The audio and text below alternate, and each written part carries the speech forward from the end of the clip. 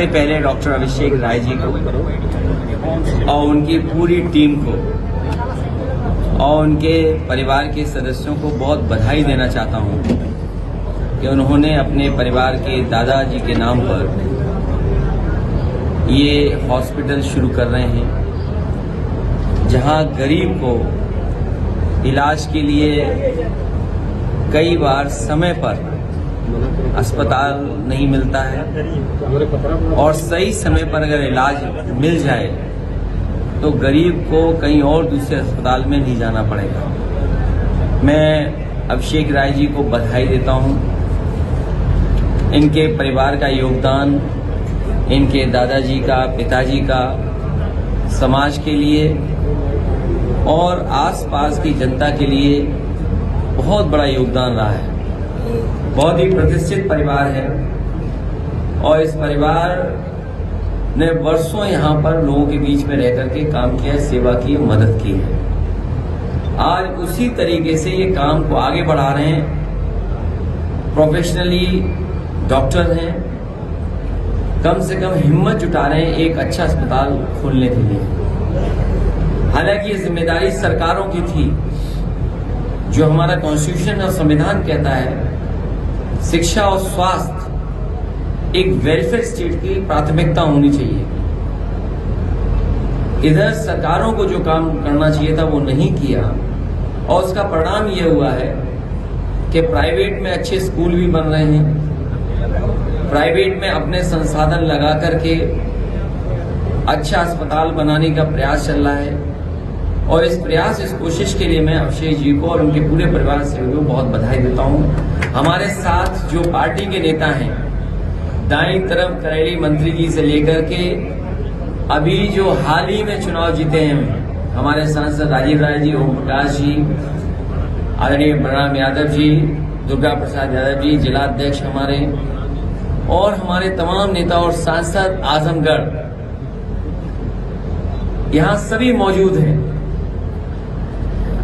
आज जरूर इस अस्पताल का उद्घाटन हो रहा है। मुझे पूरा भरोसा है कि डॉक्टर अभिषेक जी, जो समाजवादी पार्टी के स्पोर्ट्स पर्सन की तरह पैनलिस्ट हैं, पैनल पे जाते हैं, कई चैनलों पे अपनी पार्टी का पक्ष रखते हैं, आज जो ये शुरुआत लालगंज में कर रहे हैं, इससे बहुत गरीब जनता को लाभ मिलेगा। समय पे इलाज मिलना ही सबसे बड़ी चुनौती है और मुझे उम्मीद है कि समय पर इलाज मिलने से न केवल जीवन बचता है बल्कि कई बार गरीब को अपना पूरा संसाधन लगाना पड़ता है, उससे भी बचने का काम होगा। इंडिया गठबंधन और पीडीए जीतेगा, उसी की घबराहट आपको दिखाई दे रही है सत्ता में। मैं आजमगढ़ के लोगों को बधाई देता हूं और आजमगढ़ को कभी हम लोगों ने विकास में पीछे नहीं रखा है। आने वाले समय में जब सरकार बनेगी तो आप आजमगढ़ को देखेंगे जिस तरीके से लखनऊ में या प्रदेश में और जगह विकास होता है, उससे भी आगे बढ़कर के आजमगढ़ और आसपास विकास कराने का काम करेंगे, जिसमें बिजली की सुविधा हो, अस्पताल की सुविधा हो, शिक्षा की सुविधा हो और सड़कों की भी सुविधा देंगे। और अपने किसान भाई और बुनकर भाइयों को मैं कहना चाहता हूं, उनके लिए विशेष योजना ला करके उनको आर्थिक रूप से कैसे मजबूत किया जाए उस दिशा में काम करेंगे। जी, लेकिन जनरली अस्पतालों में आज स्ट्राइक चल रही है की घटना को लेके, उस पे आपका क्या स्टैंड है? मैंने बोल दिया, हमारे पत्रकार साथी ने पूछा था। ममता बनर्जी जी खुद महिला हैं और एक महिला का दुख दर्द वो समझती हैं।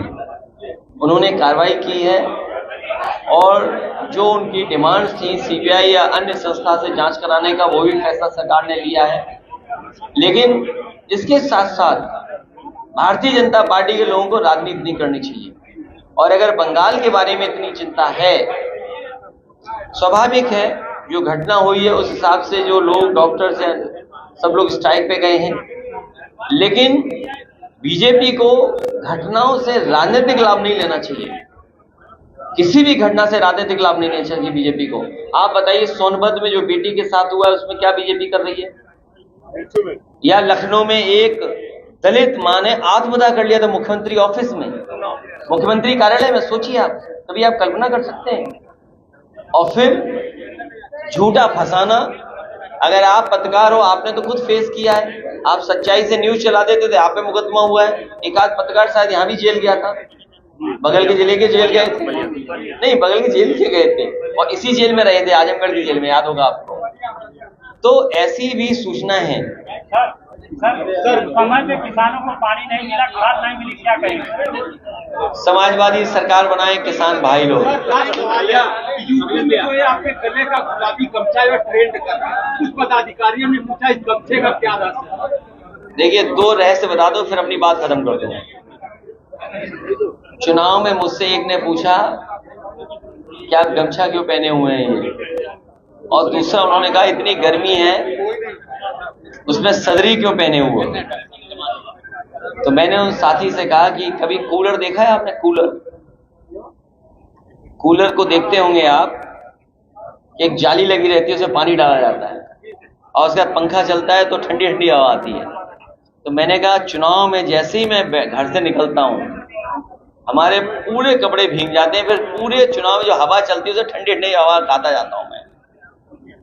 और गमछे का राज ये है कि इसमें आशीर्वाद भी छिपा हुआ है, और बहुत से साधु संतों का, क्योंकि लाल रंग ही बहुत करीब है इसलिए आशीर्वाद है, और फिर ये कहीं ना कहीं जुड़ाव पैदा करता है हमारे सीधे सीधे हमारे गांव गरीब लोगों से।